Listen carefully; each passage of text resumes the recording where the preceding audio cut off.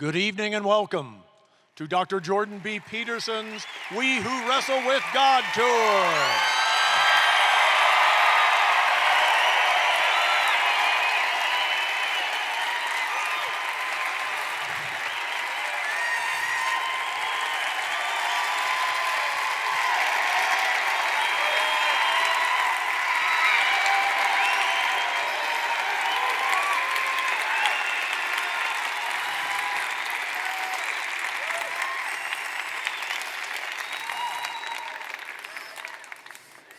All these great bands, and here you are tonight. Well, thank you very much for coming. Let me tell you what's going to happen tonight. I'm going to share my thoughts with you for 70 minutes, thereabouts. Then I have a special guest here, Konstantin Kizin, who runs a podcast. Good, well, you should know about him, definitely. Crazy Russian from the UK. A real voice of reason for our fellow Westerners in the UK. Konstantin is going to come out on stage and torture me about what I said, I hope. Well, what I'm hoping, Konstantin is a very clear thinker, very witty man. He's got a very sharp mind. He's critically oriented in the best possible way. A good critical mind separates the wheat from the chaff, right? Because to be properly critical isn't to hurt or destroy with criticism. It's to separate what's truly valuable from what isn't valuable so that you have solid ground to stand on. And, you know, one of the things that I've strived to do in my whole academic career is to move closer and closer to believing and stating and writing things that I can't move. And you do that yourself by subjecting your own presumptions to critical analysis. You do that so that you think through what you're doing, so that you don't act out your stupid ideas in the world and die. And that's the purpose of thinking, right? Seriously, the purpose of thinking is to have your stupid ideas die instead of you. And that's part of the reason why your enemy can be your best friend, because if someone can take out something you think because they can show you how it's erroneous and counterproductive, and then you don't have to go through all the trouble of learning that stupidly in the world, that's a fine gift. And so I'm hoping that Konstantin can stand in for the audience, for the critical and skeptical audience. We're talking about very difficult issues. It's highly likely that I could formulate what I'm stating more clearly and precisely. And so Konstantin will come out and we'll discuss what was presented tonight, and then we'll turn to the questions that you've kindly delivered and discuss those. And then we'll reintroduce the band, and that should do for the evening. And so that's the plan. And so away we go. I'm very much looking forward to this.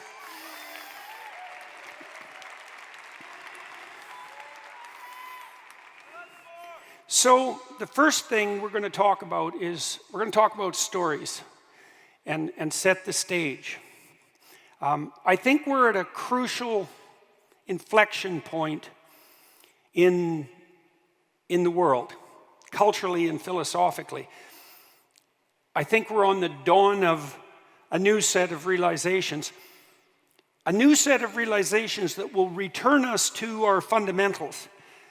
I think the reason that we have a culture war raging in the West, why there's so much instability, is because something new is struggling to be born or reborn. And I want to explain the reason for that first. And the reason is that the Enlightenment view of the world, which has guided our technological and scientific endeavor, our conceptual endeavor, our philosophical endeavor for a few hundred years, there's something about it that's wrong, like deeply wrong.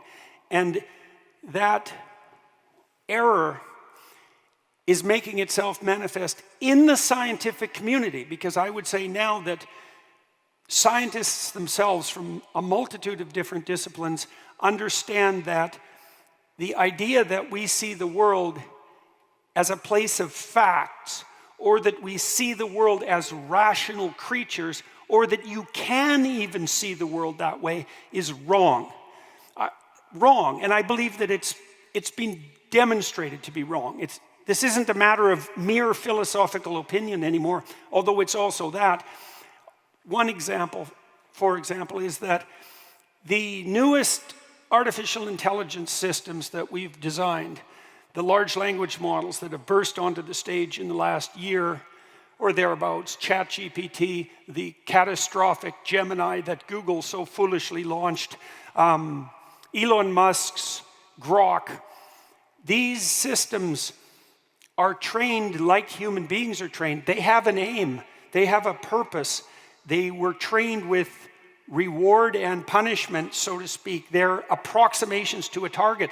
They see the world through a structure of value that they have absorbed from human beings. To make the world's smartest linguistic machines, we had to inculcate in them a structure of value. Okay, and so, and we produced machines now that can engage in discourse, that can use language in a way that's virtually indistinguishable from the human, and it's going to become radically indistinguishable from the human very, very rapidly. And they're not programmed like lists of rules. They're not programmed like ordinary thinking machines. They're programmed the same way that human beings learn. They're programmed with aim. They have an ethos and an ethic. We can't orient ourselves in the world with the facts. We can't follow the science because science isn't a leader. Science doesn't establish our aims. Our aims are established using mechanisms of perception and emotion and thought that aren't in themselves scientific. We're aiming at something. Why can't we orient ourselves in the world with the facts? Well, the simplest explanation for that is that there are too many facts. There's as many facts as there are phenomena. More, actually, there's as many facts as there are possible combinations of phenomena. You drown in the facts. When you're confused in your own life and things are chaotic and you're anxious, it's because a plethora of possibilities is making itself manifest in front of you, and you don't know which way to turn. You don't have a clear direction. You don't have a clear aim. There's no way of simplifying the world so that you can act in it. We know, for example, that to perceive the world, you have to obliterate from your consciousness almost everything that you could see, because otherwise you're overwhelmed. We know even that the hallucinogens who are being studied with increasing intensity in recent years interfere with your normal perception such that they bring to consciousness a plethora of things that under normal circumstances you ignore. And the consequence of that is influx of a sense of overwhelming significance and meaning, but at the same time a kind of paralysis of action, because when everything becomes infinitely meaningful, there's no straightforward way of moving forward. When you're in a restaurant with someone on a first date and you're focusing on the conversation and actions of your date in a sea of competing conversations, you zero out everything that you could be attending to in every other table, all the competing thoughts in your imagination, all of the things you could be bringing to mind, to zero in with like laser pinpoint accuracy on what it is that your partner in conversation is doing. And you do that in the world all the time. You make one thing at a time of pinnacle importance, and you arrange everything else in the world at every moment that you perceive around that thing that you've made of pinnacle importance. That's how you see the world. And I don't mean think about the world. This is under thought. It's more profound. It's what you do when you actually see. If I decide to do something straightforward, like walk from here to the stairs on the stage, and I set my aim, I don't perceive any of you in consequence, because the fact of your existence is irrelevant to my purpose, and you're gone. None of the facts of the stage that I could attend to are relevant and perceptible anymore, except insofar as they're pathways or facilitators or obstacles to my journey forward. If I'm looking to the stairs, I see the chairs, but not as places to sit. I see them as obstacles that I have to circumvent in order to attain my aim. Everything that you see in the world makes itself manifest in accordance with your aim.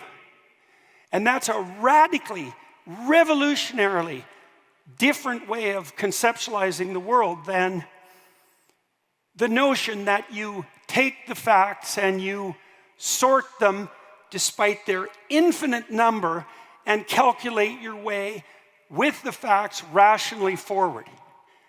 That's not what you do. All right.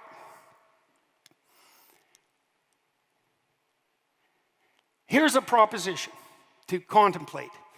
It's another proposition that has revolutionary significance. It'll explain all sorts of things that you know to be true, but don't know why they're true. The description of the structure through which you see the world is a story.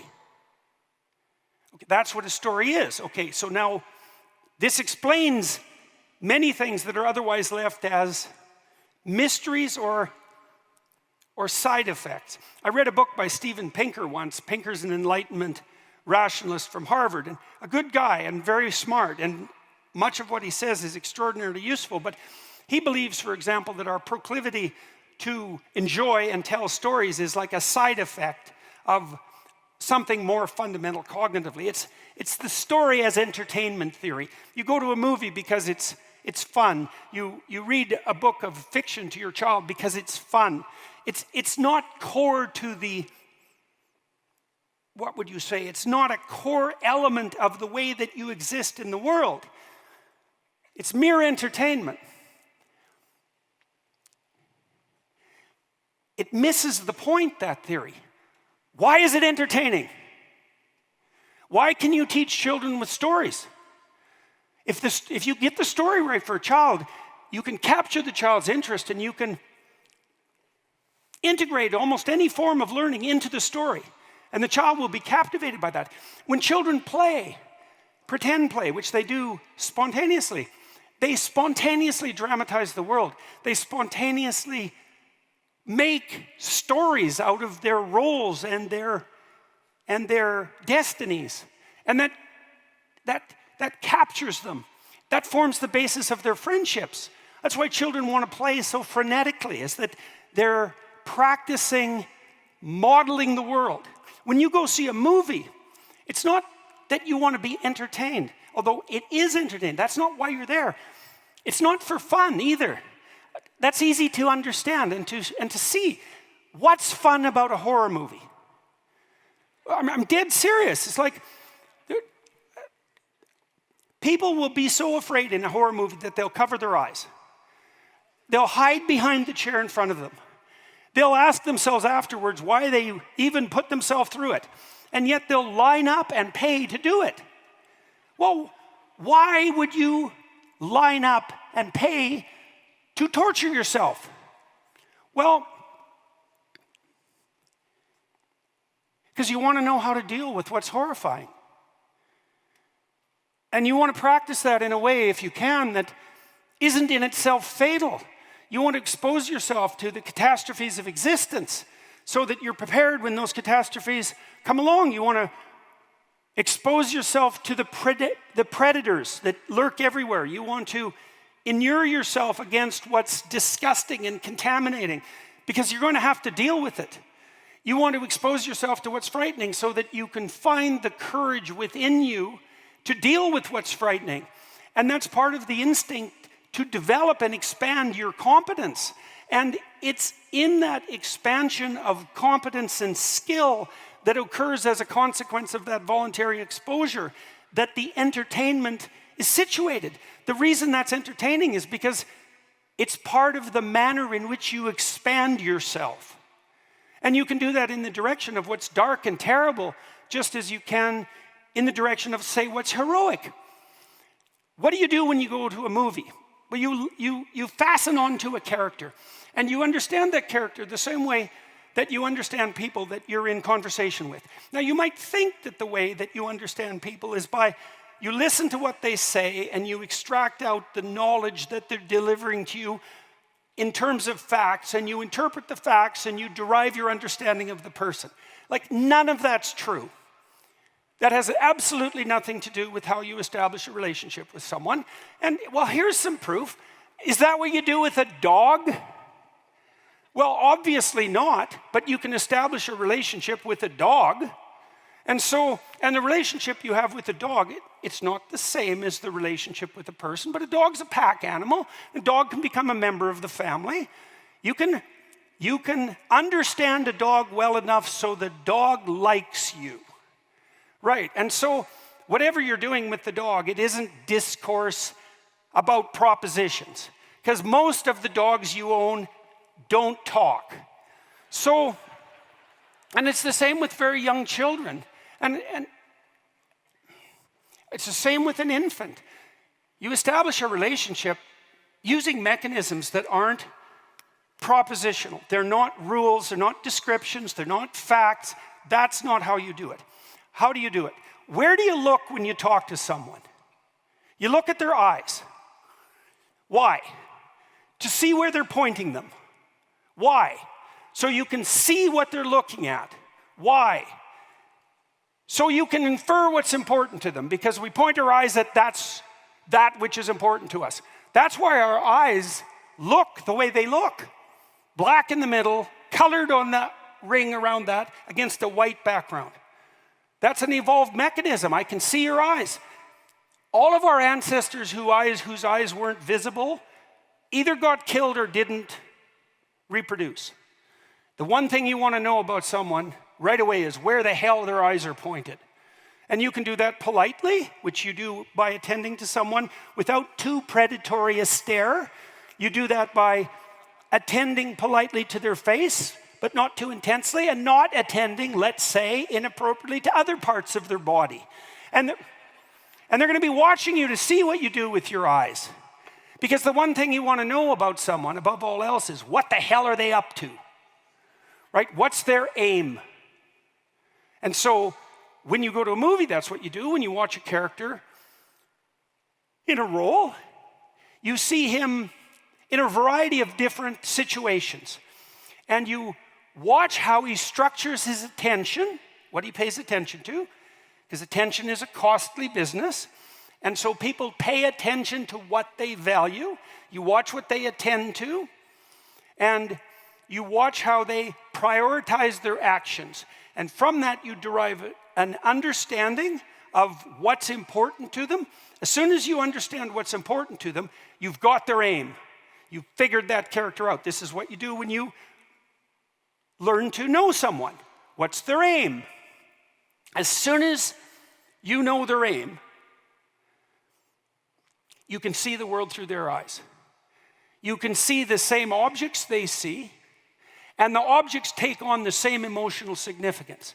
And when you say, I come to understand someone, what you really mean is, oh, I understand their aim, and now I can aim at the same thing, at least in simulation, at least fictionally, and I can come to inhabit the same world of perception and emotion that they inhabit. I can even guess at how they might act and to what they might attend in situations I haven't seen, because now I know their aim. What's he up to? That's what you're thinking in a murder mystery or in a thriller. What's he up to? What's he up to? What's going to happen next? And so the plot of the fiction is the aim of the character across time, the aim as the character unfolds. And that might involve the transformation of his aims as well, right? And that would be the transformation of a character in a movie. He aims at one thing and he learns that that aim is off in some manner, or he comes to a bitter and dismal partial end and has to switch course. And you want to see people transform their aims. That's character development. We see the world through a story. The world's objects reveal themselves in relationship to our aim. The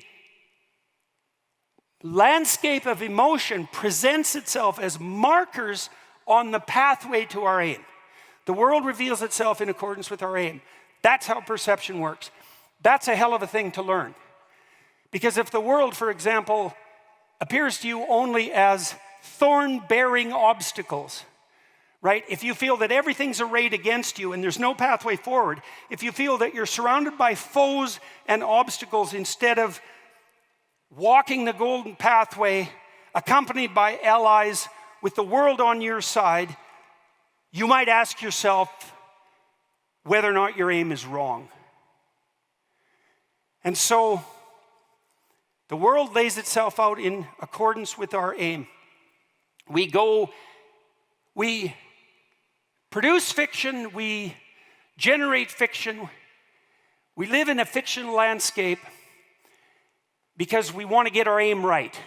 We read stories, we watch movies, we go to plays, we talk to each other because we want to get our aim right. We want to find the place we should go and we want to learn how to get there efficiently. And we're compelled by spirit and instinct to establish the aim and follow the path.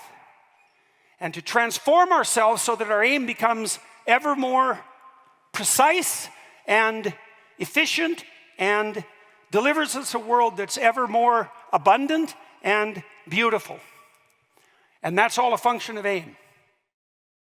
Big tech companies enrich themselves by taking your personal data. They grab your web history, email metadata, and video searches to create a detailed profile on you, and then they sell that off to the highest bidder.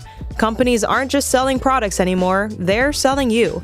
To protect your identity and data from these tech giants, I recommend using ExpressVPN every time you go online. Think about all the websites you visit. Everything you do and say online is tracked using your public IP address, which allows them to uniquely match your activity and know your location. ExpressVPN makes you anonymous online by camouflaging your IP address and replacing it with a different, secure IP of your choice. ExpressVPN also encrypts all of your data to protect it from hackers and anyone else who might try to spy on you. What I like most about ExpressVPN, though, is how easy it is to use. Just download the app on your phone or computer, tap one button, and you're protected. So if you're like me and you believe your internet data belongs to you, then ExpressVPN is the answer. Protect your online data today by visiting expressvpn.com/Jordan, expressvpn.com/Jordan, and you can get an extra 3 months free. That's expressvpn.com/Jordan. Okay, so we live in a story. Well then, as soon as you know that, this is what the postmodernists figured out. By the way, this is why the literary critics have become a dominant force in the culture war. The postmodernists were literary critics. You think, well, there's nothing more irrelevant than a literary critic. Like, who the hell cares what an intellectual thinks about a story? I mean, of all the preposterous things to be concerned about, that might top the list. Not if the story is the thing through which you see the world. If the story is the thing you see through which you see the world, there's nothing more powerful than a literary critic, except perhaps an author. And we wouldn't have a culture war right now if the literary critic wasn't far more powerful than anybody had possibly imagined. Because the French intellectual literary critics, known as the postmodernists, have criticized the central story of the West to death. And that's why we have a culture war. And it's no joke. This is foundational. There's no more serious conflict than that. And you all can feel that. That's why you're here. You know that the world is shaking and uncertain in a way that's new.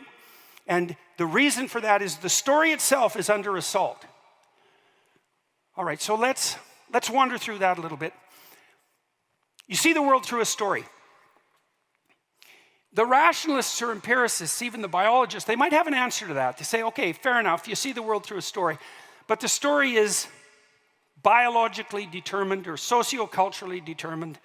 It's a story of sex, that would be Freud, because for Freud and for Charles Darwin, for that matter, for Richard Dawkins, the famous atheist, to an equal degree, the story, the aim is sex, reproduction, and the story is predicated on that aim. Freud, Darwin, Dawkins. The degenerate element of that is a descent into a kind of hedonism. Because if sex is the story, then why not worship sex? And some dispute that and say, no, the central story isn't sex. This would be the Marxists. The central story is power.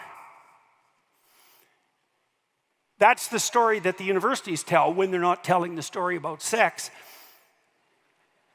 It's all about power. The essential human aim is domination, oppression, victimization, exploitation. The central theme of the family is a power dynamic. The central theme of the relationship between men and women is a power dynamic. Marriage itself is a heteronormative, patriarchal establishment of oppression that goes back to the dawn of time. The nuclear family is the same thing. Economic arrangements are nothing but power. Friendships are nothing but power. The landscape of human interaction is a dynamic of power, or sex, or both fighting against one another. Look, these are powerful ideas. Why? Well, it's obvious. Why? I mean, first of all, without sex, there's no reproduction, and without reproduction, there's no people. And so the Darwinian, Freudian, Richard Dawkins selfish gene claim is that, well, what could it possibly be other than sex? And the Marxists come running forward and say, how about power? And then the Marxists say, well, obviously it's power, because there's radical inequality in the world. There's some who have and some who have not. There's no reason to assume that property in the final analysis, let's say, isn't a form of theft, and everyone who has established themselves in some manner has only done that by stealing from those who are powerless and who have less everything they have and accruing it to themselves. And that's a credible claim for a variety of reasons. The first, most fundamental reason is that a minority of people have all the success on any possible dimension of comparison. It's a very small number of people who are radically attractive. It's a very small number of people who are radically gifted in the visual arts, let's say. It's a radically small percentage of people who are musicians. A tiny percentage of the people have most of the money. A tiny percentage of the people gather most of the attention. It's a Pareto distribution, and that's what Marx pointed onto. The rich get richer and the poor get poorer. And there's real truth in that, and there's truth in the claim that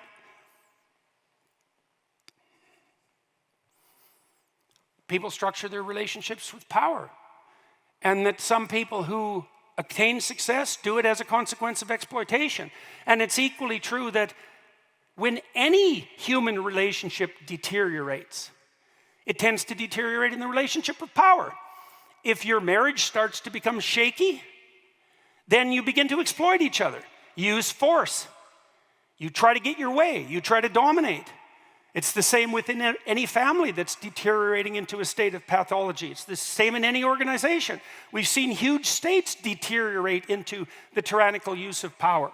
If you had to identify a cardinal attribute of mankind, power is a reasonable hypothesis. But let's think about that for a minute. So imagine that,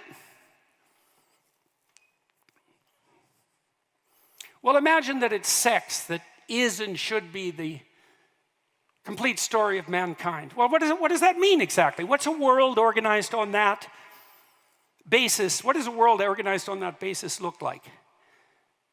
Well, there's nothing more important than sex. Well, how about immediate sexual gratification whenever you want it? How about immediate sexual gratification as the archetype of hedonism? How about immediate sexual gratification whenever you want it, regardless of what anyone else has to say about it? Because if it's the story, and it's the fundamental story, then what stops me from gaining access to what I want right now, regardless of the cost to anyone else? If there's nothing beyond that, if only the naive believe that there's anything noble about humanity beyond the immediate demand of reproduction, then what have you got to say that's moral about sex? And why the hell shouldn't everybody just do exactly what they want, with whoever they want, whenever they want, all the time?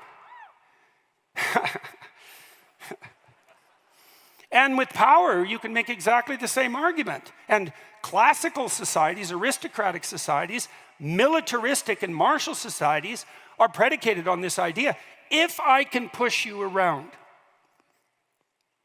all that indicates is that I should push you around, because if you're so weak that I can push you around, you have absolutely no ground whatsoever to stand on to oppose me. Because if you were moral by the traditions of power, I wouldn't be able to push you around. And so it's very difficult to argue out of that from a rational perspective. Why doesn't might make right? And why isn't it only the weak who claim that that's wrong? And why isn't it only that the weak claim that that's wrong? Not because they're moral, but because they're weak. That would certainly be a spin-off on the Nietzschean notion that will to power constitutes the core of man. And I would say, up until the dawn of Judeo-Christian ethic, let's say, power ruled. And then we could imagine what sort of world it's like when power rules. Well, we know what that world's like. It's like, pay attention to the strongest or suffer the consequences. Well, is there something beyond that? That's not mere naivety. If it isn't power that's the story, and if it isn't sex that's the story, what's the story? For the West, the answer to that is the library of the Bible. That's the story. It's the story upon which the West is founded. It's the story that has arisen over thousands of years, tens of thousands of years for that matter, attempting to address the core issue. What's the fundamental story? It's no mystery to make the claim that the claim of the biblical library of stories, because it is a library, is that it's the fundamental story. All right, so we live in a story. We've identified the competitors, power and sex. What is it that's being expressed in the biblical story? Look, if you go to a movie or read a complex book, you go to a sophisticated movie, a sophisticated play, a Shakespearean play, or you read a sophisticated work of fiction, you see a multi-dimensional characterization, right? A comic book has a hero with one motive. A sophisticated work of fiction has a hero, and perhaps an anti-hero, with complex, multi-dimensional motivations. Whatever characterizes those more realistic people isn't reducible to any single attribute. And in a complicated work of fiction, the author walks you through a multi-dimensional characterization. You see the same person, the hero, aiming upward, the anti-hero or villain aiming downward. You see that person portrayed in multiple different situations, and pursuing partial reflections of their ultimate aim. And in consequence of that, you learn to understand and embody that complex of aims. When you see a movie and you watch the hero, you're watching the hero to learn how to act like a hero. When you're watching a movie and you watch the anti-hero or the villain, you're watching the movie to learn how not to fail catastrophically and land in hell while taking everyone else along with you. Is it reducible to something as simple as power or sex? Not if it's not a comic book. You need a multidimensional characterization. All right. The biblical corpus provides a multidimensional characterization of the fundamental aim of man and cosmos. That's the claim of the book. So I'm going to walk you through some of the stories and show you what's being revealed. What's being revealed is the proper object of worship. Okay, so what does that mean? The proper object of celebration. The aim towards which all sacrifices and work are to be directed. That which should be held in the highest regard. That which should be imitated in ritual and admiration. Okay, so that's the idea. Admiration in the same way that a small child who hero worships the boy down the street who's the baseball star, because that boy portrays a pattern of skill and attention that is the next appropriate developmental step for the hero worshiping child. That's a recreation of the religious impulse. The impulse to look up, admire, and imitate. The question being, to what should we address our attention, upward looking, admire, and imitate? That highest possible object of apprehension and admiration is by definition God. It's a definition. It's the highest aim that lurks behind all proximal aims. That's a good way of thinking about it. It's the upward aim as such. All right, how do you bring that down to earth? Well, let's start with Genesis 1. There's a characterization of God and man in Genesis 1.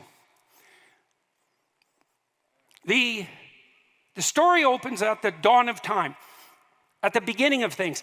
That's not exactly the beginning of time. That's usually how it's read, but it's more complex than that.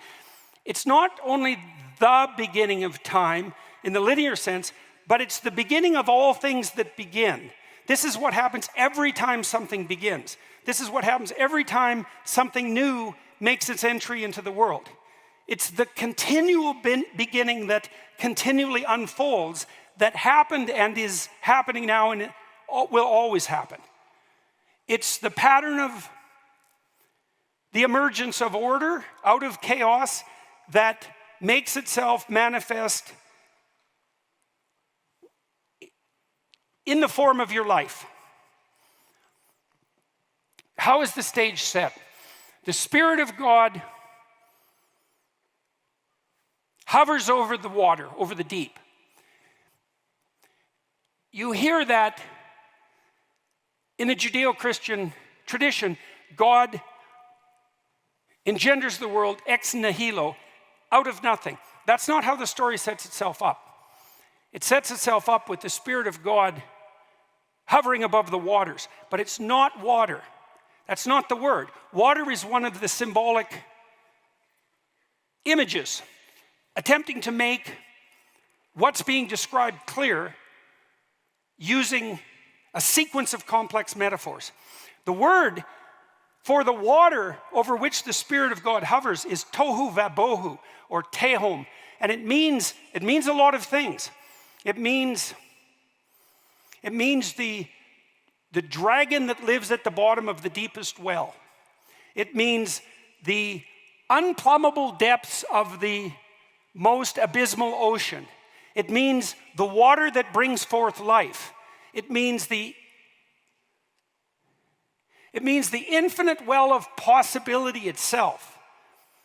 It means the confusion that reigns when your world falls apart. It means the unstructured day that makes itself manifest when you wake up. It means all of that.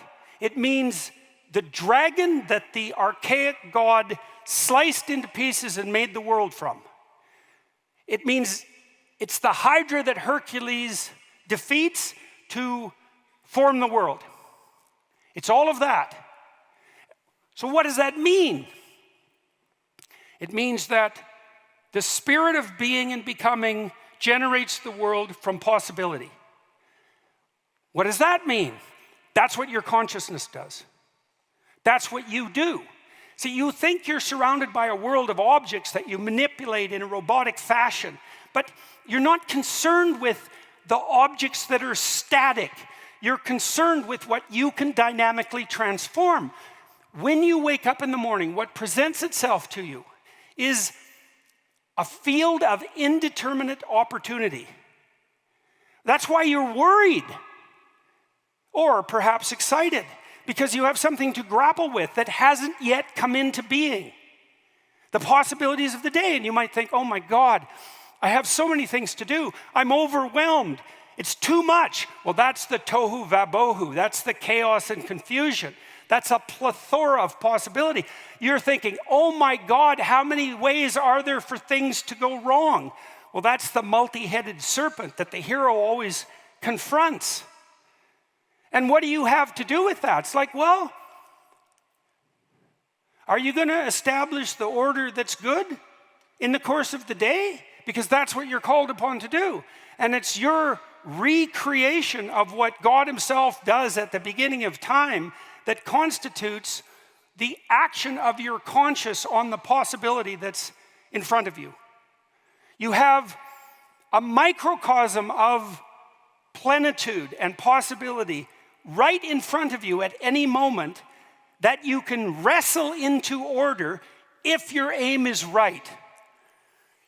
The process that God relies on to extract the cosmos, the order that's good, from the well of unformed possibility is the word. It's the logos. Well, what does that mean?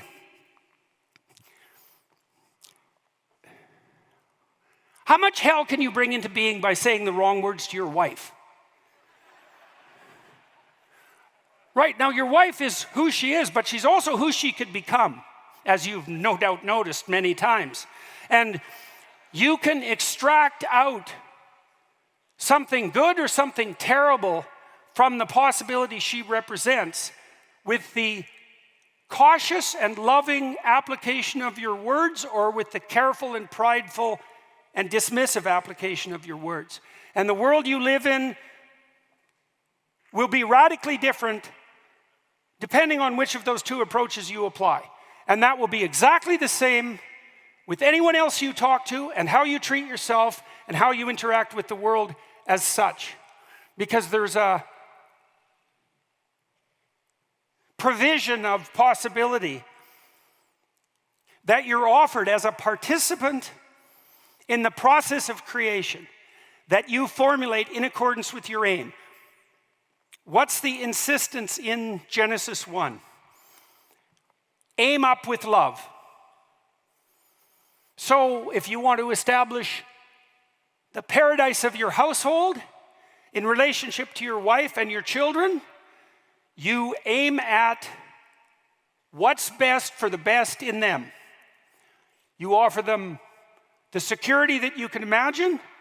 That's the walls of the walled garden.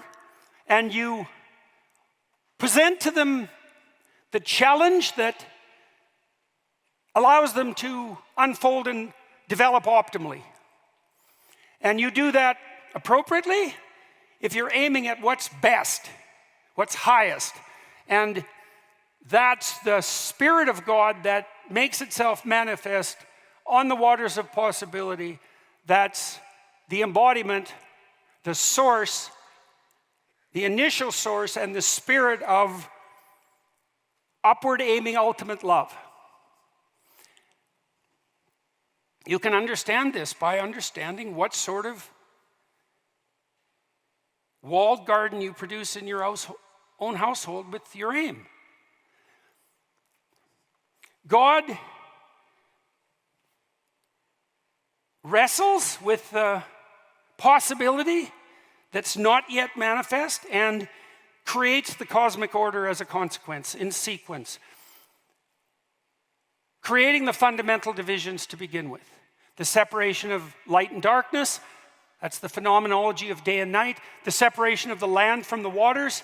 The establishment of the dome of the sky over the disk of the earth. Populates the world with its created beings. And on the sixth day, produces man. And says, in his own image. So now we have a characterization of God who's the dynamic process that gives rise to order from possibility itself, in keeping with the highest possible aim. And we have a characterization of the human being as a microcosm of that process. The notion that each of us has a worth that's transcendental and not given by the state, not given by yourself, not given by other individuals, is predicated on that image. I mean that historically, and I mean it conceptually. The notion is that,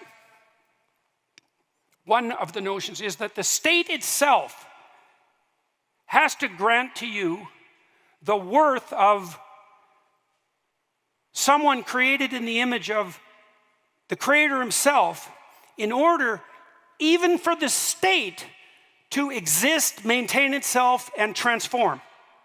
That the state itself cannot function unless it establishes a sacred boundary between its operations and the operation of the psyche, the human spirit that's a manifestation of the God who generates the order that's good from possibility. As your business grows, the workload can become overwhelming. Tasks that used to take a day now take a week. If you're feeling this strain, NetSuite is here to provide relief. 37,000 businesses have upgraded to NetSuite by Oracle. NetSuite is the #1 cloud financial system, streamlining accounting, financial management, inventory, HR, and much more. For 25 years, NetSuite has been helping businesses do more with less, close their books in days, not weeks, and drive down costs. Recognizing that every business is unique, NetSuite offers a tailored solution that aligns with your specific key performance indicators, all in one efficient system with a single source of truth. NetSuite will help you manage risks, get reliable forecasts, and improve margins. With NetSuite, you have everything you need to grow, all in one place. Right now, download NetSuite's popular KPI checklist designed to give you consistently excellent performance for absolutely free at netsuite.com/JBP. That's netsuite.com/JBP to get your own key performance indicator checklist. Again, that's netsuite.com/JBP. And you might ask, well, who believes that? And I would say, try talking to one person once without believing that and see how it goes. We call to each other all the time, especially in our intimate relationships, to be treated as if we are the locus of value. And if you treat people that way, if you regard them that way, if you perceive them that way, if you encourage them in that pathway of development, everything in your interactions with human beings will open itself up to you and fill your life with abundance.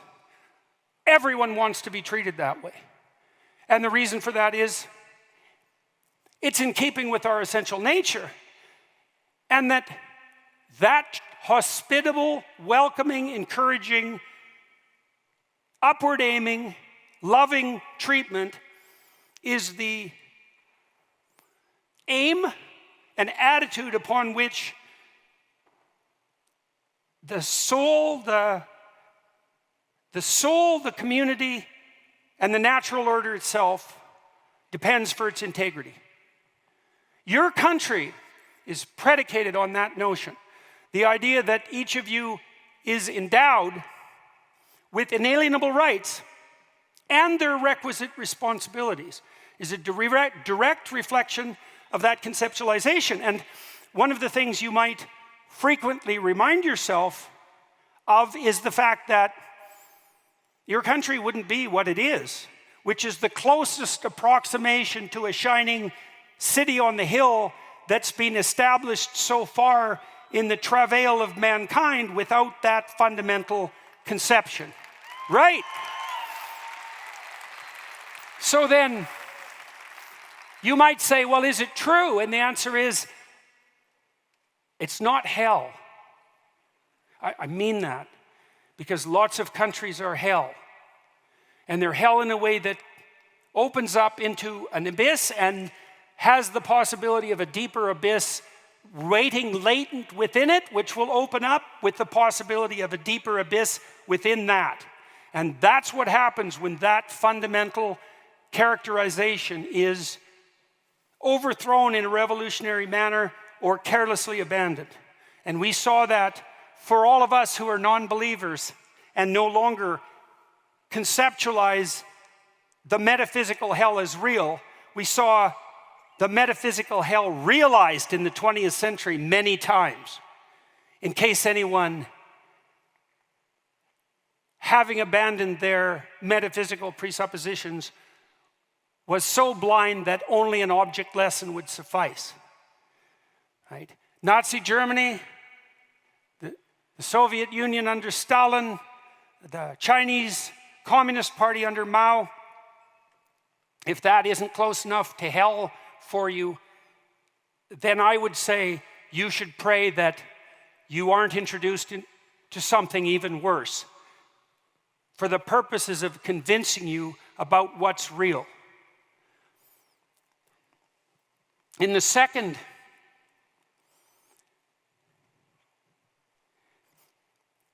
God announces four things once he creates man. He says, man is to tend the garden. That's his purpose. Why a garden? It's a walled garden, actually, because that's what paradise means, walled garden. Why a walled garden? Well, a garden is a place of nature, obviously, and walls are a place of culture. And a walled garden is a place of nature encapsulated in a manageable manner by the walls of culture. That's what your backyard is. It's a yard, it's nature, it has walls. The walls are culture. The walls you could think of as physical entities, as objects, but your lawn has borders if you don't have a fence. And your neighbors know where the borders are. And where are the borders? Well, they're in the imagination of your neighbors. I'm dead serious about that. The walls, it's so funny because you'll see people in the border between Canada and the United States. They'll get out and they'll step across the border. It's like, as if it's an object, as if it's an entity that's there on the ground. And people know that that's magic in some sense because the grass in Canada is only slightly less healthy than the grass in the United States, let's say. It's easy to concretize that, but the idea of a walled-off space in a communal society is a social agreement. You have your domain, your house, your garden, your backyard. That's enough cosmos for you to set right. And perhaps if you're competent enough to do more, you'll expand your garden so that you have more to tend. But you start with a walled garden of some size. And if you tend it properly, then the promise is that as your competence grows, so will your dominion. Man sent to tend the garden and to name everything that's in it. This is Adam. What does that mean? Well, it's the logos again. It's a re-representation of the creative spirit of God that makes itself manifest when time begins and when new things come into being. Our ability to name, our ability to speak, is that in the microcosmic manner. That's what we're capable of doing. That's what the patriarchal spirit does, is name and order the world. And God brings everything to Adam to see what he'll name them. And that's a reflection of the idea that We have a created order, but man has a place in it, and the place is to organize it and to put everything in its proper place and to assign it its identity. And that's no different than the prioritization of attention that's part of the story. Name things in relationship to their function. Put things in place in relationship to their significance in the hierarchy of being. Orient all named things upward. Sequence, constrain, organize, and order. The manifestation of the patriarchal spirit. And what does God decide? That's not good enough. Man lacks a helper. Man needs a helper. Woman's created as a consequence because the order that men produce, because of their limitations, is insufficient. And something has to be introduced to speak for that which is not included. That's the role of woman. That's the biblical role of the woman. It's the biological role of the mother.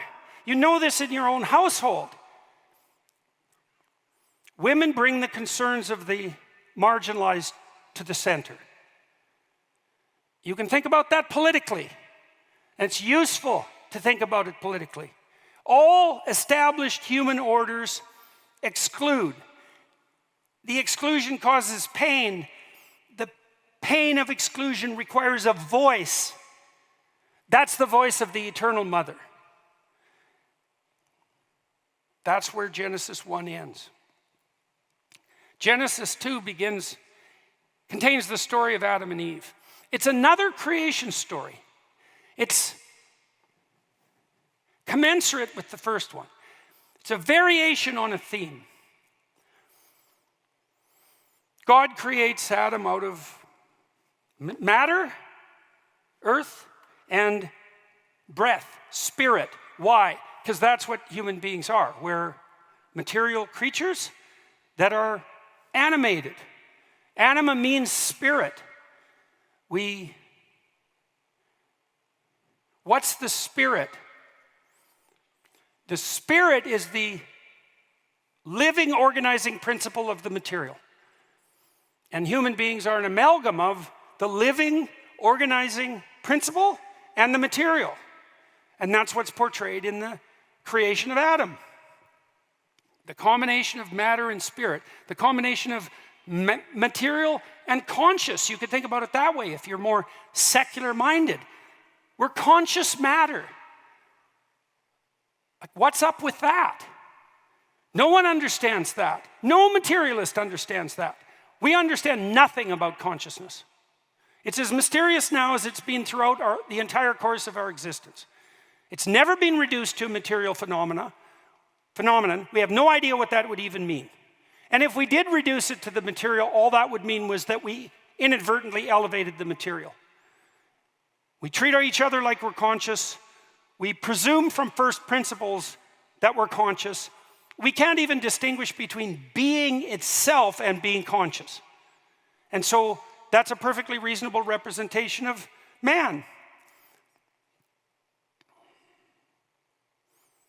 Woman is taken from man, from a rib, from the side, as an equal. There's a critique of patriarchal Judeo-Christian narrative from the resentful feminist side that makes the claim that the biblical narrative is, for example, radically patriarchal in its orientation, dooming women to subjugation. That's a preposterous claim, by the way. It's not only false, it's false in a very particular way. There are falsehoods that are approximations of the truth. There are falsehoods so deep that they're the exact opposite of the truth. And the truth of the matter is that right from the first words, the biblical library is miraculous in its insistence that women, like men, are made in the image of God. That emerges in the first chapter. And that Eve is the equal of Adam in every manner, although complementary and not identical. And our society is riven by conflict so deep that we now doubt both of those propositions. There's no form of confusion more profound than that. Sexually reproducing creatures without nervous systems can tell the difference between male and female. I'm dead serious about that.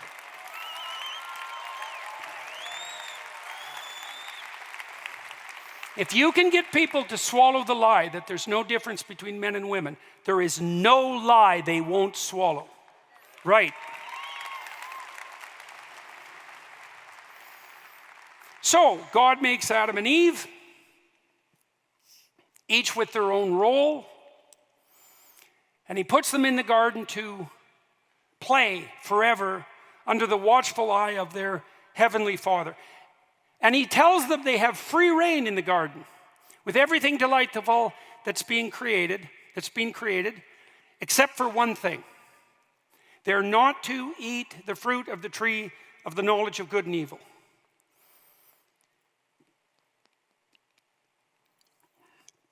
So what does that mean? Man, that's a mystery. I spent a long time trying to crack the micro-narratives in the story of Adam and Eve. And it wasn't until 3 or 4 years ago that I think I started to understand that particular fragment of the story. A friend of mine is here, Jonathan Pajot. Some of you might have been following him. Jonathan and his brother Matthew really helped me crack this. And so we're here. I'm here with Jonathan and a number of my other colleagues and friends right now with the Daily Wire recording another seminar. We released an Exodus seminar. We're recording a seminar on the Gospels right now. We're about 60% of the way through that. And so, just so you know, that's also forthcoming. God tells human beings, he makes one fundamental rule. Do not eat of the fruit of the tree of the knowledge of good and evil. Okay, that's moral knowledge. That should be self-evident, knowledge of good and evil. That's moral knowledge. Moral knowledge is predicated on the idea that there's an upward path and a downward path, that there are desirable things and that there are undesirable things, and that at the pinnacle of what's desirable is what's heavenly or paradisal, and in the abysmal depths of what's undesirable is the diabolical and the hellish. And that's the moral landscape. That's the landscape of good and evil. That's the fictional landscape. Fictional in the sense of characterization and plot. Fictional in the sense of distilled truth, not falsehood. Fictional in the sense that the fiction describes the structure through which you see the world. Fiction as the deepest form of truth. What does it mean to eat of the fruit of the knowledge of good and evil? When Nietzsche announced the death of God in the late 1800s, he said something that he believed would constitute a pathway forward. He said, "We have dispensed with God. We are the greatest murderers who ever lived. We've engaged in a murder so profound that will never wash away the blood. How could we possibly conduct ourselves in the aftermath of that murder?" You read of Nietzsche as a triumphant anti-Christian. He was a very complicated person, and he knew perfectly well that the dissolution of the Christian metaphysic would produce a cataclysmic consequence. He predicted in the late 1800s that Europe would turn to a radically resentful egalitarian communitarianism that would kill tens of millions of people, which is exactly what happened. And he saw that coming just as clearly as his Russian counterpart Fyodor Dostoevsky saw it. He knew what would rise in the aftermath of the death of God. He knew that resentment and communitarianism would be one temptation. And he tried to formulate an alternative path. He said, we're going to have to create our own values. We're going to have to take it upon ourselves to create the moral landscape. I read that and I understood why he said that, I could see its influence on clinical psychology, for example, the notion of the self-actualized person, the notion that our soul should unfold in the direction that's commensurate with the deepest understanding of our subjective selves, right? The radical unveiling of subjectivity, self-definition.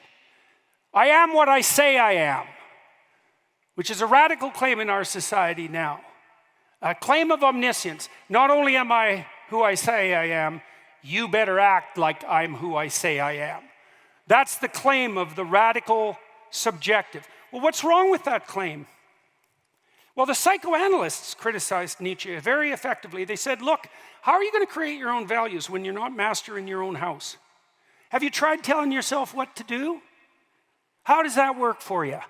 I know, you're just your own obedient servant, right? You're so morally pure. You just tell yourself at New Year's that you're going to go to the gym and you're going to diet and you're going to be some stellar physiqued, lean, mean fighting machine by March, and you go once and then you tell yourself lies about why you don't have to go again, and that's the end of that. And if you were capable of creating your own values, you wouldn't be the banner, the tattered banner that blows in the wind of its own whims. The psychoanalysts figured this out very quickly. You're a war of competing whims. And a creature like that's going to have a very difficult time navigating the complex landscape of the ultimate moral pronouncement. Who are you to make a decision about what constitutes good and evil? And that's what God tells men and women. It's like, you don't get to create the moral order, you get to dwell within it. You get to align yourself with the pre-existent moral order. You do not take to yourself the right, the presumption to define good and evil themselves. You bow your head to good and you pray for deliverance from evil. And if you violate that, look the hell out. And that's the pronouncement. And so what happens? The serpent offers Eve the fruit. Why the serpent? Well, the serpent is camouflaged. The serpent is crafty, subtle. The serpent is marginalized. The serpent is the voice of pride. The serpent is Lucifer. That's the metaphysical surrounding of the story that develops over centuries, the notion that the serpent in the Garden of Paradise is Lucifer himself, the spirit of pride. What does that mean? It's prideful presumption that makes you assume that you can define the moral order. What's the prideful presumption of Eve at the beginning of time and forever? I can even clasp the serpent to my breast. It's the careless welcoming in of the monstrous and prideful under the guise of the pretension of maternal compassion. And if you can't see that happening in our society, you're blind. It might be easy to just toss all of your discipline to the side for the summer, but a life of greatness doesn't happen by taking the easy route. The Hallow app offers an incredible range of guided meditations and prayers that are designed to help you deepen your spirituality and strengthen your connection to God. With Hallow, you can embark on a journey of exploration, diving into different themes and types of prayer and meditation. From gratitude to forgiveness, each session offers a unique experience, sparking your curiosity and deepening your spiritual understanding. You can choose different lengths of meditation to fit your schedule, whether you have a few minutes or an hour. With its user-friendly interface and hundreds of guided meditations, the Hallow app has quickly become a go-to resource for people seeking spiritual growth and healing. You can download the app for free at hallow.com/Jordan. It allows you to set prayer reminders and track your progress. Hallow is truly transformative, and it'll help you connect with your faith on a deeper level. Don't lose your prayer habits this summer. Maintain your peace and deepen your relationship with God. Download the Hallow app today at hallow.com/Jordan for an exclusive 3-month trial. That's hallow.com/Jordan. And what's the sin of Adam? Well, what do men care about? Women care properly about the helpless infant. It's a powerful feminine virtue, and it can be inverted and made prideful and trumpeted and presumptuous to infantilize the world and to advertise that compassion as a badge of worth and honor, as a mode of attaining status. What's Adam's sin? What do men care about? Impressing women. Men are ambitious fundamentally to impress women, for better or for worse. What's the prideful pathway and false pathway to establishing a relationship with the too demanding feminine? I've got it. Anything you want, dear. Right, and that's Adam's sin. Eve hearkens to the voice of the serpent and clutches it to her breast,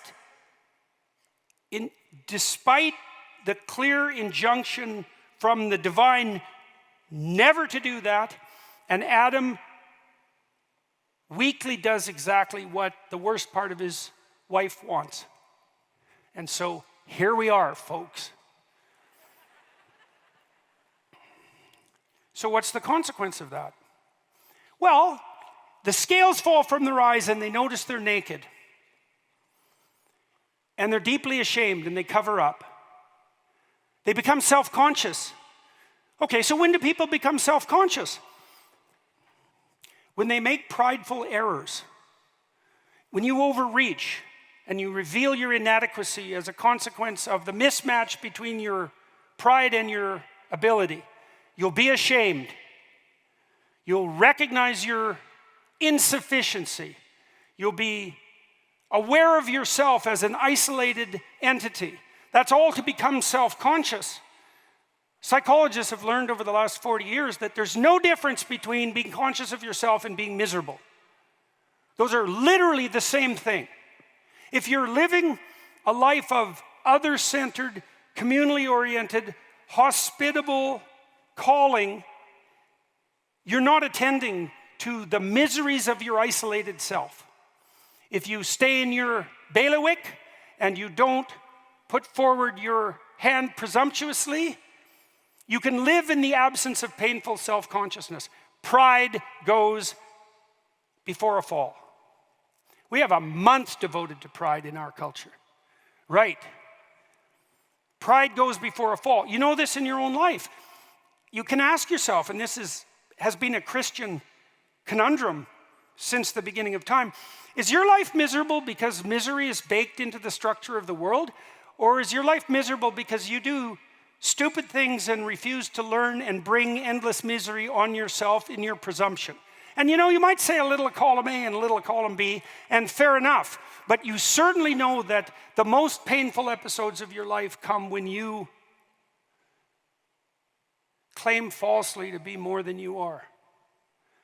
And the core narrative in the Judeo-Christian ethos is that the fall of man into the profane world is a consequence of pride.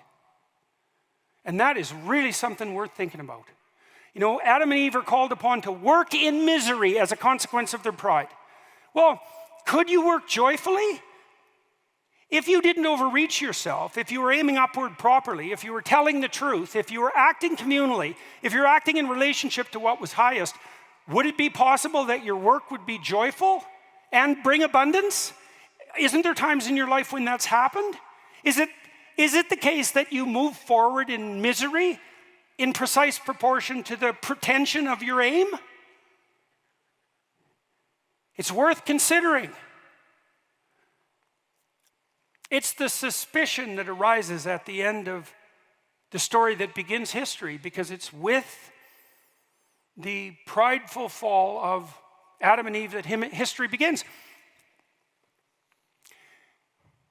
Adam and Eve discover they're naked and they hide.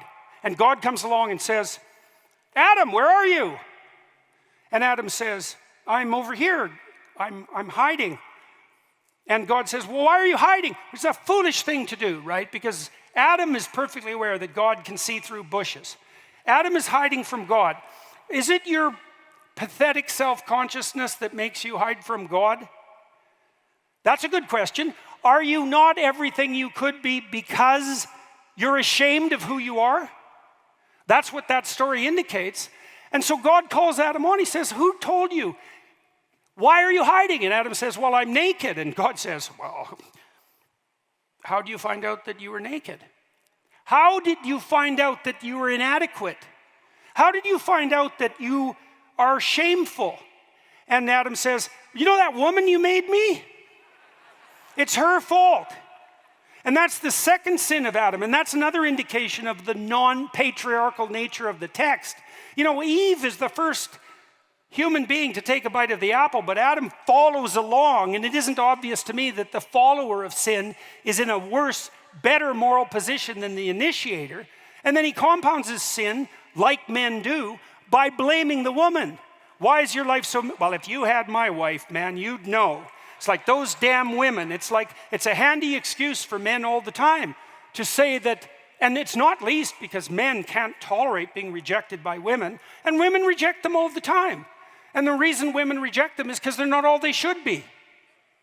And so, of course, that makes men painfully self-conscious and makes them shake their fist at God and makes them hide. And so, well, God says, and so Adam reveals himself in this pathetic manner. It's like he can't even take responsibility for his own misstep. He has to blame the thing that's been granted to him as the highest form of gift. And not only her, but God. Whose fault is it? Well, it's not mine. It's probably women's fault. And if it's not women, it's clearly God. It can't be me. So what happens? Well, both Adam and Eve are condemned to suffer in their work. And that's how history begins. And that's the situation of the fallen world. And that's the description of the landscape of profound fiction that we inhabit. And that's only a tiny fraction of the characterization of God and man in the biblical corpus. Thank you very much.